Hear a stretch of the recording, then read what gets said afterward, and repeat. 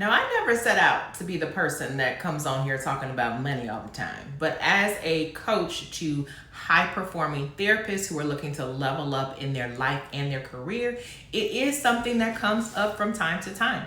And one of the ways that it comes up often is in people asking me, Kavalin, what should I even be charging for what I'm getting ready to offer? So today in this video, I'm about to break it down for you, finally, step by step. Now, you know that I like to keep things brief and I like to keep things real. So let's just get this out of the way, front and center. No matter what you set your price point at, somebody's gonna think it's too high and somebody's gonna think it's too low. So give yourself permission to stop overthinking this as if there is some perfect price. There is no perfect price. Now, the right price is the one that pays you well, that you feel comfortable offering, and that your client can afford. The wrong price would be the flip of that, right? So it's one that you don't feel comfortable sitting behind, right? I have absolutely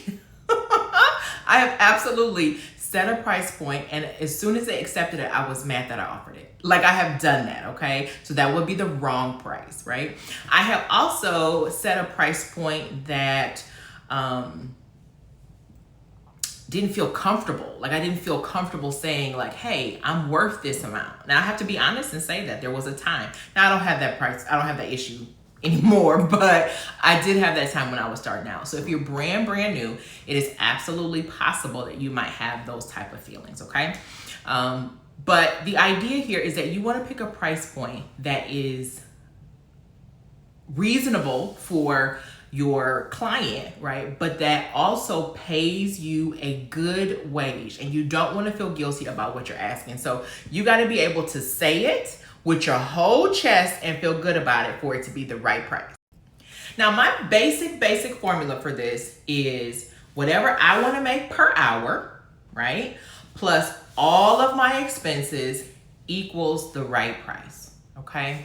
And for me, some of those expenses might be my taxes, my travel, my contingencies, the profit I want to have. If I'm setting this as I'm an independent contractor, I'm one person and I am getting ready to offer this service only on my own, that's one price point. If I'm offering this as a group practice owner, I know that part of my expenses is my payroll, right? So I might start at one price point and increase from there based upon, hey, now I've grown and I've got other people working with me who are contractors. But you have to include what you want to make, like bottom line, plus all the other things. And over time, you will get better at estimating these things, and you might even bring in team members who can do things like editing and different types of support. So there's ways to tweak this to make it more efficient, to make it a better price point. But for the sake of efficiency, what I want you to do is decide what that price point is that you want to make, and then I want you to build from there. Now, the place where people oftentimes get tripped up, there's two places they usually get tripped up. They get tripped up on trying to come in as the lowest number because they're afraid of standing on business and saying this is what they charge, right? But I also get people who are so afraid of undercharging that they don't even pitch themselves to begin with, right? So what I want you to make sure that you're doing is you're looking at all of those different pieces of the puzzle that would matter for you. So for example, I'm a single mother. My children are teenagers, so I don't have childcare in there. I might, however, have in there gas or Uber if somebody else is going to be giving them a ride somewhere. That's something that is actually an expense that comes out of my plate if I'm off site and can't do what I need to do for my children. So if you are a mother who's saying like, hey, if I go to work, if I go to do a speaking engagement on a Saturday, my kids can't go to daycare, and I have to make sure that I'm covering childcare, and I want it to be good childcare so I can be my best self while they are with the sitter on a Saturday, you want to make sure that that's all included.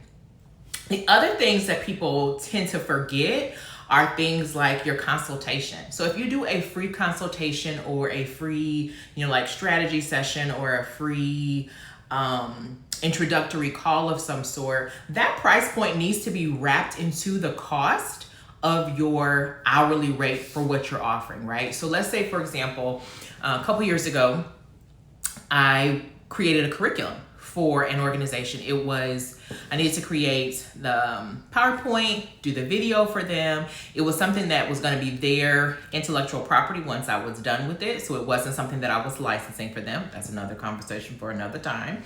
But it was something I was creating for them. It needed to have a little bit of a guide or a workbook with additional resources in there. And I worked with this organization multiple times.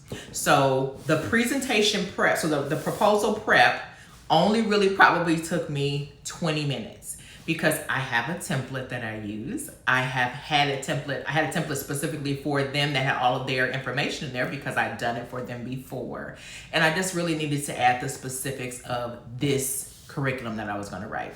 And so it really only took me about 20 minutes, okay? If it took me 2 hours, which it might be at the beginning, I want to include that in the price point of what I'm offering. Otherwise, I'm watering down the profit that I would have on my hourly rate, right? So you want to take that into consideration. The other thing that I want to take into consideration is, am I creating a PowerPoint? Am I editing software, a video, all these different types of things. So you might actually have, for a 1 hour presentation, 2 or 3, maybe even more hours of prep. All of that has to go into the cost of that presentation. Now, for me, especially when I first started off, I would say things like, hey, I'm only going to charge $25 to $50 for my prep time in my mind, right? And I'm going to charge $150 or $250 dollars per hour for my presentation time. So the number that I quoted them included all of those numbers in one number, right? So that they might see $500 an hour, but I know that that actually includes all of those things that I've mentioned so far, right? So that's what you want to do first, is be really clear about what you want to make and the expenses that it's going to take you to get there.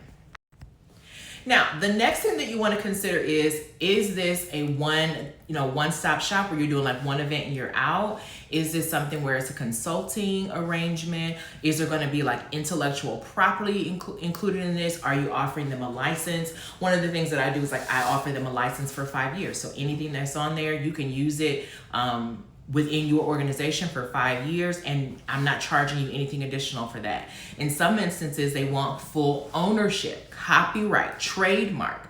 That's a little bit higher, because if you're getting my intellectual property and I don't get paid a royalty off of it in the future, I want to make sure I get paid well enough to compensate me for that. Because if I then go to quote that somewhere else, I have to give you credit for it, and that just makes me feel some type of way. So be really clear about what you're offering in your contract and make sure that your price point matches that. So for example, if I'm doing a curriculum, I'm not charging by the hour, right? I'm charging for the curriculum. And I've done that for as low as a couple $1,000s. I've done that for several $1,000s. I've done that for $25,000. So it can vary wildly depending on what you're offering and who your audience is. And let the record show, I don't want you coming out here throwing out giant numbers just to avoid being, undercharging. I want you to have a business that grows with you. There is value to you in getting people to know you, like you, trust you, work with you, be able to give you feedback, be able to use your relationship with them as a reference. So there is value in that as you're getting started. So sometimes in the beginning stages, you might charge a little bit less as you're getting started. That's okay. The key here is that you can confidently say your price, know that it is going to allow you to have a sustainable business, and that you can deliver a good service without feeling negative about the environment or worrying that they're going to be picking you apart because you charge too much.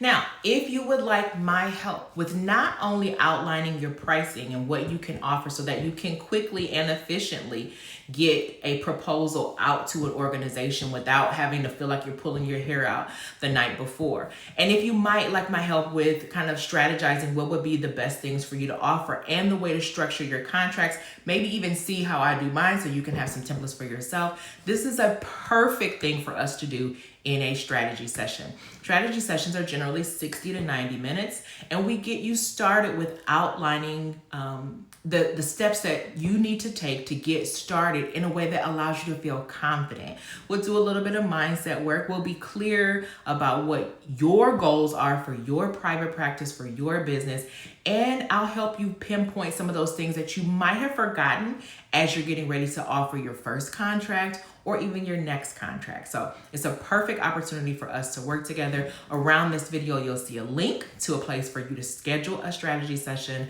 I offer several of those each month. They're just kind of first come, first serve, but it's kind of your introduction into working with me. My goal is to shorten the space between where you are and where you want to be, and do that in a way that feels good for you. So let me help you apply these specifically to your business so that you can make sure you are never undercharging, but that you're always feeling good about what you offer and building a great reputation that will last a lifetime.